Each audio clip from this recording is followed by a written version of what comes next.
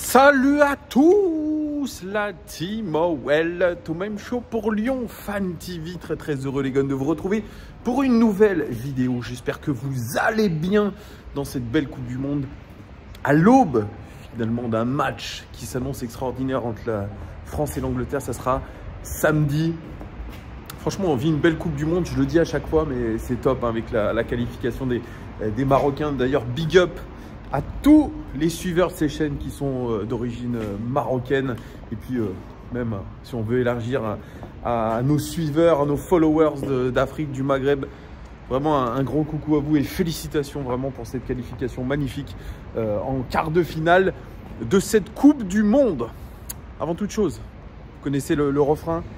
Abonnez-vous pour ceux qui ne sont pas abonnés, mettez un like et puis commentez cette vidéo pour me donner votre avis sur ce que je vais vous dire, parce que aujourd'hui, 7 décembre 2022, est le jour le plus important de l'histoire de l'OL depuis le 4 mai 2002, à savoir le premier titre de champion de France de l'Olympique Lyonnais. Oui, pourquoi je dis ce jour-là précisément aujourd'hui? Parce que c'est l'ultimatum de l'ultimatum de l'ultimatum donné à John Textor et consorts pour pouvoir racheter l'Olympique Lyonnais. On devrait aujourd'hui avoir un communiqué d'OL Group nous indiquant la suite des opérations. Soit le club est racheté, soit la vente est annulée, tout simplement. Il y a eu un dernier communiqué, je crois que c'était il y a quelques jours, pour indiquer que voilà, John Textor avait maintenant très peu de temps pour réunir les fonds. Alors, de ce que j'ai compris, c'est que en gros, John Textor, les 20% de John Textor qu'il devait injecter et qui sont dans Crystal Palace doivent être injectés dans la société Eagle. Et je crois que le transfert de fonds entre Crystal Palace, entre l'argent qu'il a mis dans Crystal Palace et Eagle, c'est un peu compliqué. Enfin, c'est ce que j'ai à peu près compris.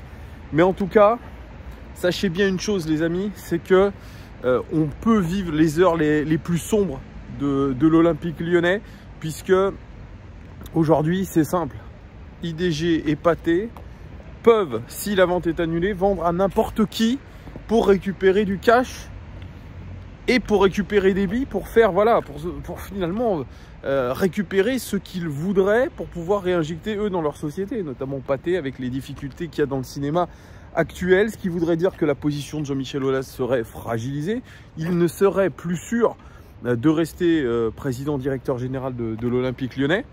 Ça aussi, ça peut compter. Bref, le scénario catastrophe se profile à l'horizon, parce que si on écoute les différentes sons de cloche à droite et à gauche, et notamment Romain Molina qui nous dit que en gros ces gens n'en ont rien à faire du football, n'en ont rien à faire des supporters, ils veulent faire de l'argent. Il a raison. Et la dernière fois qu'on a vu ce genre de scénar, c'était du côté de Bordeaux, avec des Américains et Gérard Lopez qui était venu racheter Bordeaux. Ça a été une véritable catastrophe. L'OL, on le rappelle, je le dis dans chaque vidéo, c'est 400 millions d'euros de dette, et notamment cette dette Covid qui est gigantesque. C'est quasiment une 3e saison de suite sans Coupe d'Europe, ce qui est dramatique pour ce club. On est franchement, il y a Ted McNulty que je salue d'ailleurs en tant qu'un grand suiveur de cette chaîne, qui me dit: ouais Thomas, tu dis que notre club est en faillite, c'est faux. Bah, si je regarde un petit peu tout ce qui se dit sur notre club à droite à gauche, on n'est pas loin quand même d'être un club en faillite, parce que vraiment la dette est très importante. Et la santé financière du club n'est pas si bonne que ça, surtout, évidemment, sans jouer de Coupe d'Europe. Alors quand je parle de cet effectif, excusez-moi, je me répète, mais c'est bien aussi de se répéter, de dire les choses telles qu'elles sont. Tout l'effectif est à vendre cet hiver. Dès qu'il y aura une opportunité pour vendre Mal Augusto, par exemple, eh bien ça sera fait. On est là en train d'essayer de vendre Oussem Aouar et Moussa Dembélé. Je pourrais peut-être faire une vidéo notamment pour Moussa du côté de Galatasaray cet hiver pour 5 millions. On va essayer de grappiller de l'argent là où on peut. Là où on peut.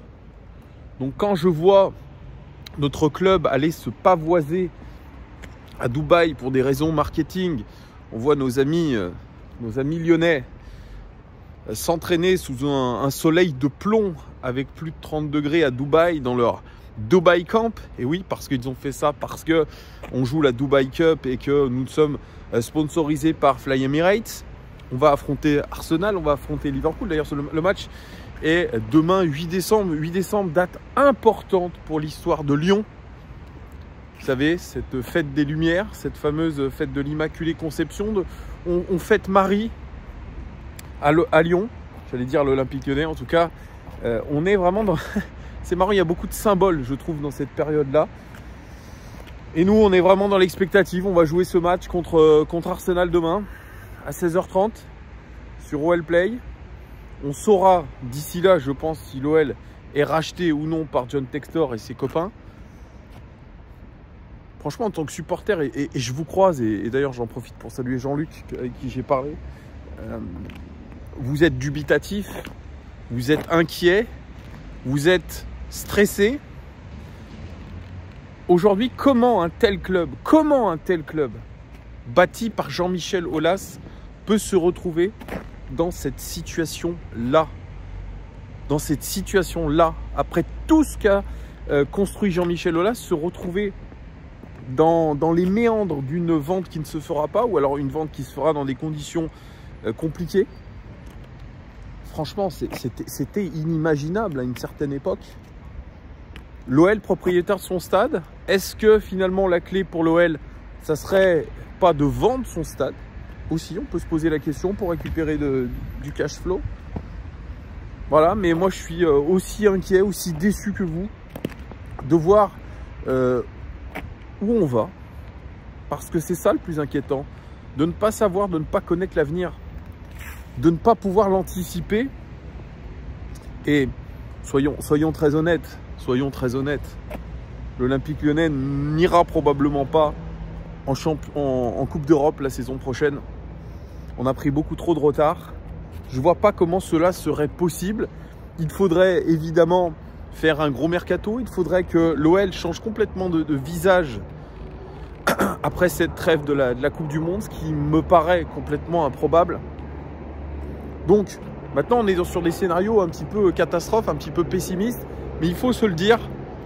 Et puis, cet OL qui se tire encore une balle dans le pied en termes de communication en proposant aujourd'hui, comme il l'avait fait la saison dernière, à la même époque, il me semble, un maillot dédicacé d'Alexandre Lacazette sous cadre pour 400 €, 399 € pour être plus précis. C'est un tollé, évidemment. Je me demande quel est l'imbécile encore qui s'est dit que ça allait être une bonne idée.